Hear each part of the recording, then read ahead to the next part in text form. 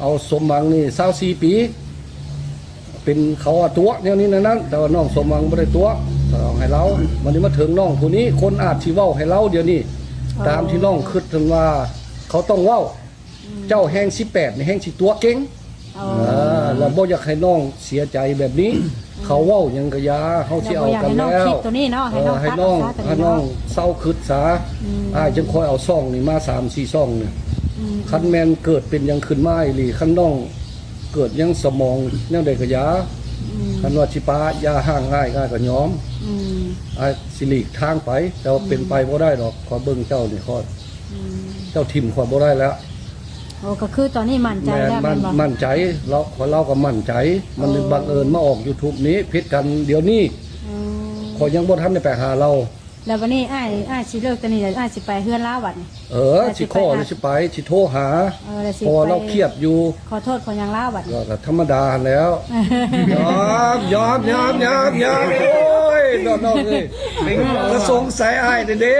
สงสารเด้คนมาแต่ไกลเนาะเป็นอะไรได้ยินข่าวว่าเลิกกันแล้วตอนนี้เห็นบ่ยังพันได้แต่งงานกันครับเป็นอย่างคือเลิกกันไวแท้หากระคบเนี่ยเลิกกันแล้วเข้าไปฟังเรื่องก่อนสัมพันธ์ของน้องมิตาพันว่าเกิดอย่างขึ้นเนาะเป็นอย่างจึงเลิกกันลดให้น้องกับบ่ได้ขอน้องท้าว่าให้น้องด้วยความเต็มใจบ่ล่ะเขาบอกว่าแม่นโดยในวันนี้พักล้างนี้แล้วเรื่องประจานเขาส่งแล้วบอกว่าเขานั้นต้มตุ้นหลอกลวงเราแล้วว่าทั้งที่เขายังบ่ได้ต้มตุ้นหลอกลวงเราแล้วบอกว่าอยากมามั่นเขาเดือน6นี่เขาก็บอกว่ามามั่นได้แต่เรายังบ่ได้ว่ายังซ้ำกับว่าเขานานหลอกลวงแล้วเขาบอกอยากมามั่นกับมามั่นเพราะว่าท่านได้มามั่นกับว่าหลอกลวงเนาะแต่น้องก็ให้มาอยู่แม่นบ่บัดนี้เป็นได้ขึ้นบ่มาเองหรือว่าขึ้นหายไปเลยหรือจังไดมันประจานเขาส่งคลิปแล้วก็หายไปเลยประจานมาน้องหลอกลวงแบบนี้เนาะก็คือสาเหตุแบบทั้งฟังเพิ่นแล้วเราว่าอยากมาขอมาหมั่นมาไม้ทั้งน้องเพิ่นว่าคันยาน้องนี่เนาะก็คือทั้งน้องเพิ่นได้กินเปิดใจกันเลยว่ามาถือกับอ้ายคนนี้นั่นน่ะเนาะแล้วเพิ่นก็เลยว่ามีคนเดียวโอ้แล้วทั้งน้องก็เลยว่าทั้งอ้ายเพิ่นนี่ก็เลยให้คำมั่นสัญญาหรือว่าเสนอมาว่าสิเรียกสิเกื้อเจ้าสิซัพพอร์ตเจ้าแล้วก็สิซื้อรถล่างให้แบบนี้เนาะแล้วก็สิมามั่นเดือน6ไปนี่เนาะวันนี้มันก็ผ่านไปได้เดือน6เป็นหยังกันเนาะก็บ่ได้มาเนาะน้องล่ะก็พิจารณ์อีกวันนี้ว่าน้องหลอกลวงได้ว่าอีกอย่างก็คือทั้งอ้ายเพิ่นเนาะเป็นคนที่ว่าเสนอมาเองค่ะนะข้างในเสนอเฮาก็ต้องเสนออยู่แล้วเนาะเพิ่นให้เป็นบ่เนาะเฮาก็สิปฏิเสธกับยามบ่คือเนาะก็เลยหับตัวที่เพิ่นเสนอมาก็คือเพิ่นสิมาขอน้องในเดือน6นี่คือทั้งน้องก็ได้บอกแบบค่าดองสินสอดเพิ่นไปบ่ซั่นเนาะบอกเบิ่แล้วแจ้งเบิ่แล้วเพิ่นก็รับได้เบิดทุกอย่างแต่เพิ่นว่าสิมาขอแต่บัดนี้เพิ่นก็เลยว่าหรือว่ามันมีแนวใดคือว่าอยู่ๆก็อยากประจานน้องก็ยังบ่ฮู้คือกันช่วงนั้นเห็นเราเงียบไปน้องก็เลยเปิดใจไม่แล้วเราก็ให้น้องทักมาให้น้องเราคือสิบ่อยากให้น้องเปิดใจอีกบัดนี้น้องเดี๋ยวนี้บ่ได้ติดต่อกันแล้วเนาะสาเหตุที่เขาบ่ได้ติดต่อกันได้บัดนี้เพิ่นก็ได้เปิดใจใหม่อีกเป็นครั้งที่2เนาะโดยอันนี้แหละก็แบบสิได้ก็คือแบบว่าการเชียร์เปิดใจก็คือทางอ้ายเพิ่นก็บ่ได้ติดต่อมาหาน้องเลยเนาะคือทางน้องเพิ่นนี่ก็ถือว่าบ่มีไผโสดเนาะบัดนี้เนาะแม่นคือว่าโสดหั่นเนาะโสด 100% นั่นว่าเนาะก็มีแต่แบบนี้ก็คือทางหน้าคันคือทางน้องนี่เปิดใจในบัดนี้ก็มีแต่อยากให้น้องเนาะศึกษาดูใจก่อนน้องล่ะบัดนี้เนาะบางเถื่อคือว่านี่แหละบางเถื่อเฮามีโอกาสเปิดใจแล้วบางเถื่อเพิ่นเข้ามาบางเถื่อเพิ่นบ่ได้จริงจังกับเฮาว่าสิซัพพอร์ตแต่ความเป็นจริงมาแล้วก็บ่มีแบบแม่นหยังแบบซี่หั่นเนาะบางเถื่อเฮาก็คือว่าอีกอย่างกับทางน้องเพิ่นก็ยังเฮียนแม่นบ่ล่ะก็เลยว่าอยากหาคนมาเลี้ยงว่าซั่นๆเนาะเพื่อสิได้ส่งเสริมตัวเองเรียนต่อแล้วพอแบบนี้ผัดว่าไปแล้วเนาะคือทางอ้ายเพิ่นสิได้บ่มาเงียบเลยแบบนี้นะมีแต่ว่าอันนั้นที่เพิ่นคิดว่าน้องน่ะขอบ่เพิ่นว่าน่ะว่าจังได๋แม่เพราะว่าน้องขอทั้งที่เพื่อนเป็นคนเสนอให้น้องเองแต่ว่าอยากได้ยังให้บอกเราเบิดโดยเพราะว่าอีกง่ายก็คือทางเฮานี่ก็คือว่าก็บ่ถึงว่าคันมีจังหวะเนาะพออยู่พอกินแบบคือทางเพิ่นเสนอมาว่าอยากให้เฮานี่ อยากได้หยังบอกอ้ายเด้อเนาะทางเฮากับผู้บ่มีกันเลย เราได้เว้ากับพ่อกับแม่น้องเบิดว่าเพิ่นนี่ก็สิซอยมุงสังกะสีแต่เราก็เว้ามาเบิดเลยว่าสิซอยเฮ็ดเหือนเฮ็ดห้องซอยเรือสิซื้อรถให้แม่อีกคันนึง อืม เราเว้ากับแม่น้องข้างแน่แต่วันนี้เราก็เปลี่ยนคำเลย เปลี่ยนเบิดบ่ได้ซอยหยังสักอย่างบ่ซื่อ แต่ว่ารถน่ะเราซื้อให้น้องขี่ไปโรงเรียนอยู่คันนึง ได้โดยคันหนึงอะได้เนาะ โดย โดย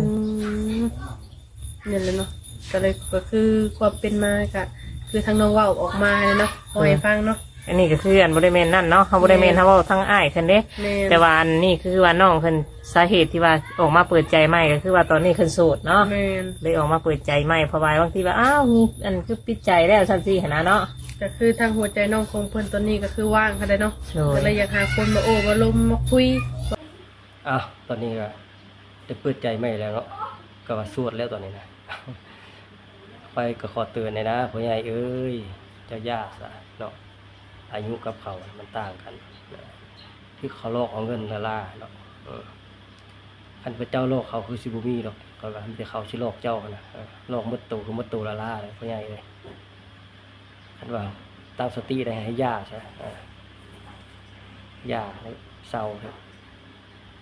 ถ้ามีเงินมีคำนะไปเห็นเอาอื่นซะถ้าสิไปลิ้นก็ลิ้นซะเนาะลิ้นสาวหานมันง่ายพูดคันประสิทธิ์มาตั้งรักทั้งฐานอาศัยคนเล็กน้อยสำนี้นะย่าจะคิด มันน้อยคนที่จะไปเจ้าได้นะแต่เขาสิลอกเอาเงินเจ้านะให้มันเบิดเท่านั้นเขาก็เลยหนีเนาะก็คือเขาเอาแหละเจ้าไปพิจารณ์เขาไปวิพากษ์วิจารณ์เขาอันนี้นะตอนเจ้าว่าทบิดให้เจ้าเขาจะเฮ็ดเนี่ยกันเฮ็ดเขาสิลอกก็ลอกกันว่าเจ้าบ่หายบ่โคตรบ่เครือตอนคลิปเจ้าทบิดให้มันบ่แต่สุดท้ายเจ้าไปวิพากษ์วิจารณ์เขาเนาะให้ว่าเขาโลกว่าเขาโลกเขาตัวเจ้าก็ฮู้อยู่แก่ใจว่าเขาโตเขาตัวเจ้าก็ยังดื้อไปเจ้าก็ยังเฮ็ดเจ้าก็ยังบ่ฟังเขาก็เตือนหลายที่แล้วแต่เจ้าก็ดื้อเฮ็ดอันนี้มันบ่ได้มีความผิดของใครความผิดของเจ้าเองเนาะเจ้าก็ฮู้อยู่ว่าเขาโลกเขาโลกเห็นบ่เจ้าว่าเจ้าเตรียมใจเนาะเขาเตรียมใจให้เขาโลกกันว่าเขาเฮ็ดหยังก็ยากเจ้าว่าทุ่มเททุกอย่างเพื่อเขาเจ้าว่าอันนี้เนาะคือเขาสิป้าที่ซิมก็ยากบ่โกรธบ่เคืองเจ้าว่าเจ้าก็ชี้ลีกทางให้เขาไปเนาะคันว่าสิลีกทางกับลีกไปให้เขาไปดีๆเด้อจะไปเว้านั้นบ่นี้ให้เขาเนาะมันเสียหายเขาสุดท้ายว่าเขาโลกที่จริงมันบ่ได้แม่นเขาโลกตัวเองครับบ่ฟังความเขาเนาะตัวเองเสนอให้เขาอยากได้หยังได้หยังคนเฮามันก็มีแนวอยากได้เนาะบ่ว่าไผเลยเนาะทุกคนมันมีสิทธิ์อยากได้หมดแหละเนาะทุกมื้อนี้เงินสำคัญเนาะเรื่องเงินเรื่องคำประตูปัญหาถ้าบ่มีเงินมีคำไผก็โซกถามว่าอยากได้หยังเขาก็อยากได้แล้วเนาะไผสิหยังบ่อยากได้เนาะได้อยู่ได้ละลานี่ล่ะนี่แหละเจ้าเป็นผู้หลักผู้ใหญ่ล่ะเฮ็ดหยังก็ให้มีสติเนาะเขามันเด็กน้อยได้มันคือผู้ใหญ่คือกันได้เนาะอันนี้มันเด็กน้อยอย่าเข้าโรงเรียนเนี่ยความฝันเจ้ามันพอเป็นแรงๆร่มๆเนี่ยมันบ่ได้เป็นความจริงคือตามใจเจ้าดอกเนาะถึงว่าเจ้าสิมีเงินสำใดทุ่มเทสำใดก็อย่าเนาะจิตใจเขามันบ่ได้อยู่กับเจ้าเนาะเขาพอแต่หลอกเอาเงินเจ้าหมดแล้วก็แล้วฝากเตือนสติซะนี้ล่ะพ่อใหญ่เอ้ยพ่อใหญ่ทำกลับไปเฮ็ดสงครามต่อซะเอาสำหรับน้องมิตานะค่อยสิรับผิดชอบเองเนาะค่อยสิดูแลเราเองเจ้าบ่ต้องดูแลเราดอกค่อยครับดูแลเราเองดอกต่อไปนะคันเราเปิดใจค่อยจะเด้อน้องมิตาเด้อจะไปเปิดใจให้ดอกตูทำนะเปิดใจค่อยสิ